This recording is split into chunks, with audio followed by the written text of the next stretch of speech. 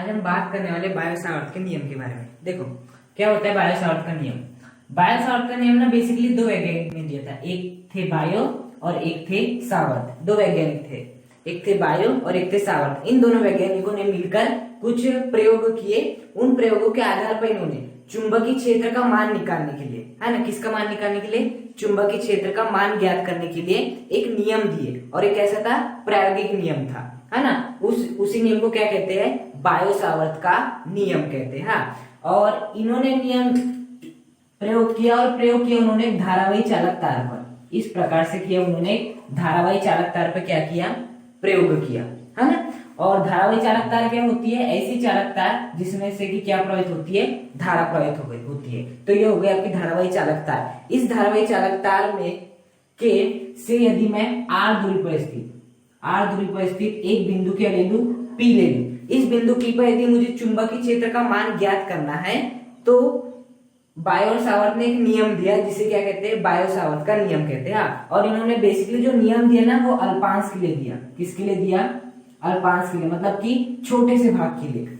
मतलब कि किसी कोई भी आपका कुंडली हो गई, तार हो गया, उसका यदि आपको छोटे से भाग के कारण किसी बिंदु पर यदि चुंबकीय क्षेत्र का मान ज्ञात करना है तो किस नियम का उपयोग करना पड़ेगा, बायो सावर्त के नियम का उपयोग करना पड़ेगा। हाँ, इन्होंने ये कहा कि जो आपका इस जो धारावाही चालक का जो अल्पांश होगा, इस अल्पांश को मैं क्या मान लेता हूँ, डीएल मान लेता हूँ। अल्पांश का मतलब होता है बहुत ही छोटा सा अंश, अल्प मतलब छोटा सा अंश मतलब टुकड़ा, मतलब कि छोटा सा टुकड़ा मान लेते हो डीएल। इस डीएल के कारण इस बिंदु P पर यदि चुंबकीय क्षेत्र कितना हो आपका, डीबी हो। क्या हो, चुंबकीय क्षेत्र डीबी हो। देखो बी का मतलब क्या होता है, चुंबकीय क्षेत्र, डीबी का मतलब होता है छोटा सा चुंबकीय क्षेत्र। तो इस डीएल के कारण जो कि छोटा सा है, इस बिंदु पर जो चुंबकीय क्षेत्र होगा वो भी क्या होगा, छोटा सा होगा।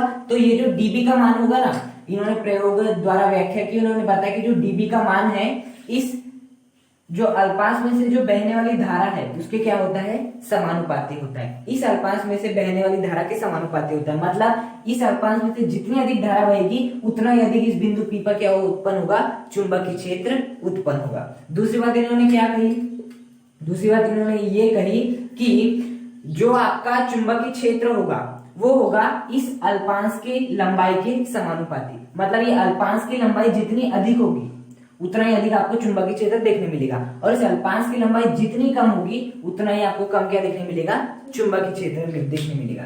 तीसरी बात इन्होंने क्या कही, ये जो आपका डीबी है वो समानुपाती रहेगा आपका किसके, साइन थीटा के। किसके, साइन थीटा के। साइन का मतलब तो जानते हो ज्या, जिसे हिंदी में कहते हो थीटा का मतलब है यहाँ ये जो आपका डीएल है ना, डीएल और ये जो बिंदु P को मिलाने वाली जो रेखा है उसके बीच का कोण क्या है आपका, थीटा है। तो बेसिकली थीटा क्या है, बिंदु P को हम अल्पांश से जोड़ने वाली जो रेखा है और अल्पांश के बीच जो कोण बन रहा है उसे क्या कहते हैं, थीटा। तो ये साइन थीटा का क्या होता है, समानुपाती होता है। साथ ही साथ इन्होंने ये भी कहा कि आपका जो चुंबकीय क्षेत्र होगा वो दूरी के वर्ग के क्या होगा, व्युत्क्रमानुपाती। दूरी का मतलब ये वाली r, है ना, जो डीएल से बिंदु P तक की दूरी है। तो डीएल से बिंदु P तक की दूरी जितनी कम होगी आपके डीबी का मान भी क्या होगा, उतना ही ज्यादा होगा, है ना। तो बायो सावर्त ने इस प्रकार से धारावाही चालकता लिए, उन्होंने अल्पांश के लिए नियम दिए और उस अल्पांश के कारण इससे r दूरी पर जो कि कितना कोण बना रहे, थीटा कोण बना रहे हैं, जो आपके चुंबकीय क्षेत्र डीबी का मान होगा वो I के समानुपाती, मतलब इस अल्पांश से बहने वाली धारा के समानुपाती, इस अल्पांश की लंबाई के समानुपाती, और साइन थीटा का मतलब होता है ज्या। क्या आपका मतलब थीटा की ज्या के क्या होता है, समानुपाती। साथ ही साथ दूरी के वर्ग के क्या होता है, व्युत्क्रमानुपाती होता है। उन्होंने ये कहे, है ना। इसे यदि मैं क्या नाम दे दूं, संबंध 1, इसे संबंध 2, इसे संबंध 3 और इसे क्या कर दूं, संबंध 4 दे दूं। तो संबंध 1, 2 व 3, 4 से क्या हो जाएगा आपका 1, 2, 3, 4 से क्या हो जाएगा आपका डीबी समानुपाती आई डीएल साइन थीटा, आई डीएल साइन थीटा अपॉन क्या हो जाएगा, आर स्क्वायर हो जाएगा। यदि मैं सभी को एक साथ जोड़ दूं, है ना, तो आई के इंटू में डीएल आ जाएगा, डीएल के इंटू में साइन थीटा, तो आई डीएल साइन थीटा, और इन सब के इंटू में क्या हो जाएगा 1/r², और 1/r² को मैं क्या लिख सकता हूँ, ideal sine theta upon r² के रूप में लिख सकता हूँ। हाँ, अब देखो यहाँ क्या समानुपातिकता का चिन्ह है, जैसे समानुपातिकता का चिन्ह हटेगा तो क्या आएगा, कांस्टेंट आएगा, है ना।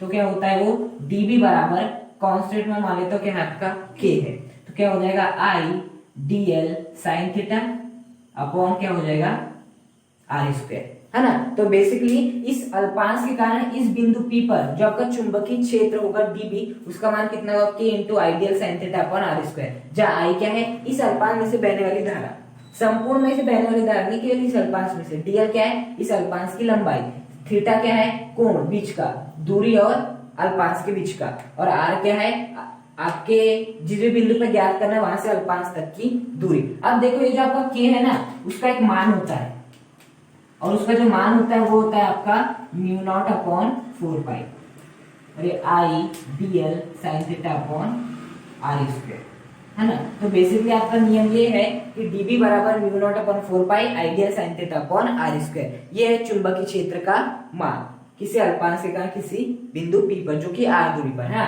अब बेसिकली यहाँ जो 4π है वो तो जानते हो क्या है, कांस्टेंट है। अब बात आती है μ0 क्या है, तो देखो μ0 होता है आपकी निर्वात की चुंबकशीलता, क्या होती है, निर्वात की चुंबकशीलता।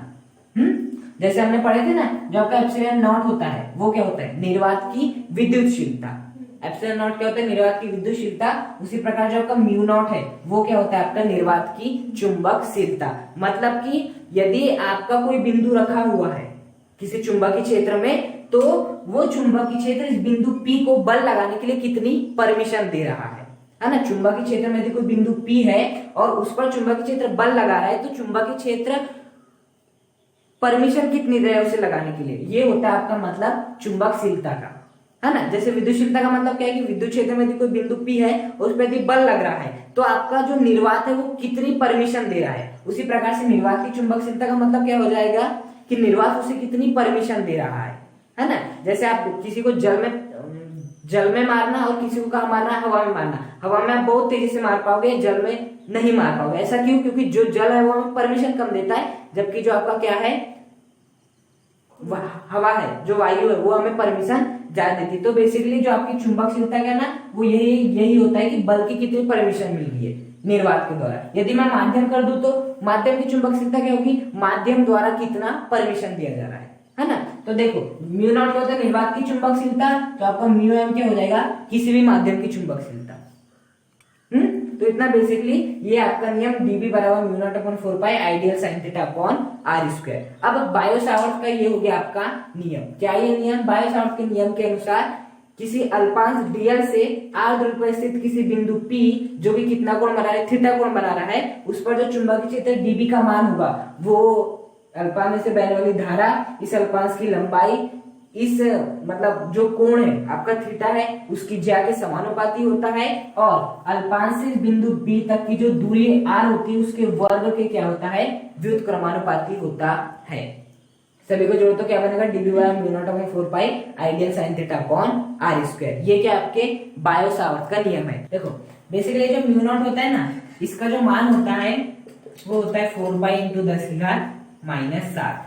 कितना होता है, 4π × 10⁻⁷। तो बताओ जैसे मैं इस μ0 की वैल्यू को यहाँ पर पुट करूंगा तो बताओ 4π से 4π क्या हो जाएगा, कैंसिल, और केवल क्या बचेगा यहाँ पर 10⁻⁷। जब न्यूमेरिकल करेंगे ना उसमें काम आएगा सब चीजें। हाँ, और देखो बेसिकली जो बायो सावर्ट थे ना, उन्होंने किसी अल्पांश के कारण चुंबकीय क्षेत्र का मान ज्ञात करना है तो उसका फॉर्मूला भी दिए थे। साथ ही साथ चुंबकीय क्षेत्र कैसी राशि है, सदिश राशि है, तो इसका परिमाण भी होता है और दिशा भी होती है। तो उस चुंबकीय क्षेत्र का मान जो कि अल्पांश का निकालने वाले, जिसका formula μ0/4π ideal sine theta upon r² है, उसकी दिशा ज्ञात करने के लिए भी उन्होंने एक नियम दिया था, है ना।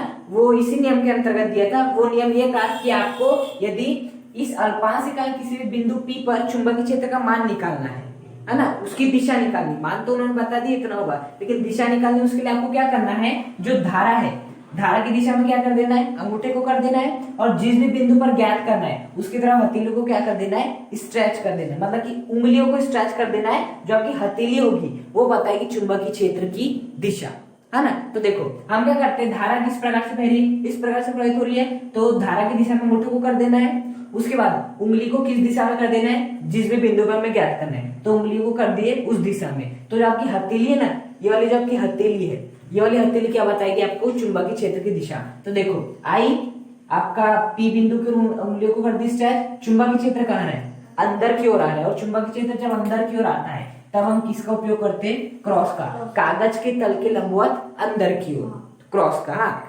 ये हो गया आपका। इस प्रकार से उन्होंने मतलब चुंबकीय क्षेत्र का मान तो निकालने के लिए दिया उन्होंने, साथ ही साथ किसका मान निकालने के लिए, चुंबकीय क्षेत्र की दिशा का मान निकालने के लिए भी, दिशा ज्ञात करने के लिए भी धारा की दिशा में कर दिया अंगूठे को। उसके बाद जिस बिंदु पे ज्ञात करना है उसकी तरफ उंगलियों को कर देना है, जबकि हथेली है वो बताएगी चुंबकीय क्षेत्र की दिशा, है ना। चलो हम मान लेते हैं एक बार के लिए, जो आपका बिंदु P है वो यहाँ ना रहकर कहां पर है, यहाँ पर है, यहाँ पर है। अब बताओ इस बिंदु P पर इस अल्पांश के कारण जो आपका चुंबकीय क्षेत्र का मान आएगा वो कितना आएगा, ऑब्वियस सी बात है वो कितना आएगा, mu naught upon 4 pi ideal sine theta upon r square. इसके बीच की दूरी भी यदि मैं कितने मान लेता हूँ, स्मॉल r मान लेता हूँ, मतलब यहाँ से यहाँ तक की दूरी कितनी है, स्मॉल r है। जो आपका कोण बन रहा है वो कितना बन रहा है, थीटा बन रहा है, और साथ ही साथ जो लंबाई है वो कितनी आपकी dl है, जो धारा प्रवाहित हो रही है वो कितनी प्रवाहित हो रही है, I। तो जो चुंबकीय क्षेत्र का मान होगा इसके कारण इस बिंदु P पर वो कितना होगा, इतना ही होगा। लेकिन यदि मैं क्या बात करूं,